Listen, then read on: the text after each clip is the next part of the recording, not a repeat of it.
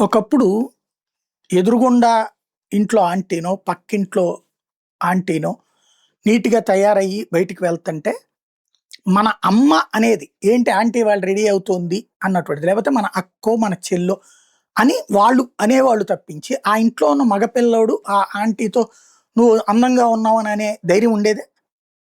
అంటే చెప్పుచ్చు కొడతారు ఇంట్లో.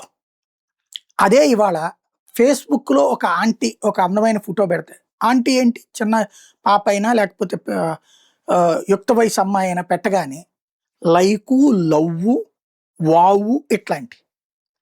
అంటే ఇలాంటిది సమాజంలో మన ఎదురుగుండా కనబడుతుంది. ఒక అమ్మాయి నడుచుకుంటూ వస్తుంది. అందంగా ఉంది. చక్కగా తయారై ఉంది. సూపర్ నువ్వు లవ్లీ అంటే వెంటనే కొడతది. అదే సోషల్ మీడియాలో అయితే నో ప్రాబ్లమ్. ఆకర్షిస్తది. ఆస్వాదిస్తోంది. ఇక్కడ ప్రారంభమయ్యాక ఇదివరకు మనకు ఒక మా కాలేజీల్లో, మా క్లాస్‌లో ఉన్న అమ్మాయిలందరితో సరిగ్గా నుంచుని మాట్లాడిన చరిత్ర మా జీవితంలో లేదు. మా కాలేజీ డిగ్రీ అయిపోయేదాకా, నా పీజీ అయ్యాక, నా లాలో కూడా. ఎక్కడా కూడా కాలేజీ అమ్మాయిలతో మాక్సిమం అయితే గితే ఒక ఐదుగురు, 10 మంది పేర్లు గుర్తుంటాయేమో, తెలుస్తేముంటాయి. తెలుసుంటాయి. గుర్తుండడం కూడా కాదు. వాళ్ళల్లో ఏ యానివర్సరీ అప్పుడో, ఏ అకేషన్ అప్పుడో మాట్లాడడం తప్పించి, ఒక 2 నిమిషాలు నుంచుని మాట్లాడామా, కాలేజీ మొత్తం కోడై కూసేసుద్ది. "ఏరా ఏంట్రా" అని బిగించేస్తారు ఫ్రెండ్స్. అక్కడి నుంచి అమ్మాయికైనా. కాబట్టి ఆ రోజుల్లో ఈవెన్ లెక్చరర్లు సీరియస్‌గా తీసుకుంటారు. ప్రిన్సిపాల్ పిలిపించి మాట్లాడేస్తారు. అలాంటి రోజులు కాబట్టి మా టైంలో ఏం లేదు. ఏ కవితలో, ఏ లెటర్‌లో ఇచ్చే అంత ధైర్యాలు లేవు. ఇవాళొచ్చేటప్పటికి సోషల్ మీడియాలో మెసేజ్ మోడ్ కూడా ఉంటది. ఫేస్‌బుక్‌లో అందంగా ఉన్న అమ్మాయితో ముందు అరే! ఈళ్ళ ఆవిడ గురించినో, ఈళ్ళ చెల్లి గురించినో, ఈళ్ళ అమ్మ గురించినో "నువ్వు తిన్నావా? తినలేదా?" అన్నాడు. ఇందులో మాత్రం "నువ్వు తిన్నావా? ఏం తిన్నావు? ఏం వండుకున్నావు?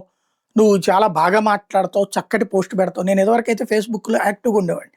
దాదాపుగా ఓ 10 ఏళ్ల నుంచి అనుకుంటా. నేను ఫేస్‌బుక్ నుంచి మాక్సిమం ఓన్లీ మార్నింగ్ శుభోదయం మెసేజ్ ఒక్కటే పెడతా. ఇదివరకు రోజుకి 100, 200, 300, 400 మంది దాంట్లో లైకులు కొట్టేవాడిని. ఇప్పుడు 15, 20 మంది ఏమో టచ్‌లో ఉంటారు అంతే. అది కూడా నేను అసలు ఎక్కువగా ఫేస్‌బుక్‌ని ఎందుకు చూస్తానంటే కొంతమంది న్యూస్ ఐటెమ్స్ మాట్లాడుకునేవి ఉంటాయి. అట్లాంటి వాటిటి కోసం చూస్తాను తప్పించి, నేను చాట్ చేసేది కూడా తక్కువ. చాలామంది తిట్టుకుంటుంటారు. కొన్నిసార్లు చూసా తిడుతున్న మెసేజ్‌లు కూడా. మీరు అసలు స్పందించరు, అహంకారం అని. అహంకారం కాదు. నాకు పొద్దునుంచి ఇదే పని ఉంటుందక్కడ. ఇంకోటేంటంటే దానివల్ల ప్రయోజనం కంటే కూడా ఎక్కువ నెగెటివ్ దాంట్లో నుంచి ఎళ్తున్నటువంటి పరిస్థితి ఉంది. అందుకని ఇవాళ వీటిటిని ల ఇలాగ వాడుకోవడం, అమ్మాయిని ఫ్లర్టింగ్ చేయటం, అమ్మాయిల్ని చివరికి ఈ అమ్మాయిలు ఆ ఫ్లర్టింగ్‌కి పడిపోవడం, తర్వాత ఆర్థిక సహకారాలు, ఆర్థికపరమైనటువంటి మోసాలు ఇవన్నిటికి వేదిక అవుతున్నాయి సోషల్ మీడియా ప్లాట్‌ఫారాలు. ఎక్కువగా ఆడపిల్లలు సఫర్ అవుతున్నారు. అలాగ పరిచయమైనటువంటోళ్ళ కారణంగా వివాహ సంబంధాలు తెగిపోతున్నాయి. ఇందులో పరిచయమైనటువంటోడు ధనికుడైతే తన మొగుడు నచ్చట్ల. రాజుని చూసిన గంటతో మొగుడిని చూస్తే మొట్టబుద్ధేసుద్దిలాగా తయారైపోయింది. అలాంటోడు ధనవంతుడే నన్ను చూసి ఫ్లర్ట్ అవుతుంటే, నా మొగుడు ఆఫ్టర్ ఆల్ అన్నటువంటి ఫీలింగ్ వచ్చేస్తుంది కొంతమందికి. అదే సందర్భంలో భార్య అందం చాలట్లేదు భర్తలకి. ఇలాంటి ఒక సైకలాజికల్ దీంట్లో మనం స్ట్రాంగ్‌గా ఉండాల్సింది, బాధ్యతగా ఉండాల్సినటువంటి అవసరాన్ని మర్చిపోతున్నాం. మనం సనాతన సంప్రదాయంలో పెళ్లి అనే దానికి ముందే ఆలోచన ఉంటది. పెళ్లి తర్వాత భార్య, జీవితము, కుటుంబము ఇది. పరాయి మహిళని సోదరీమణిగా చూడు లేదా స్నేహితురాలుగా చూడు. కామంతో చూడకు అనేటటువంటిది. అట్లాగే పరాయి మగవాడిలో సోదరుడిని చూడు లేదా స్నేహితుడిగా చూడు తప్పించి ఈవెన్ స్నేహం కూడా ఉండేది కాదు అప్పుడైతే పాత రోజుల్లో.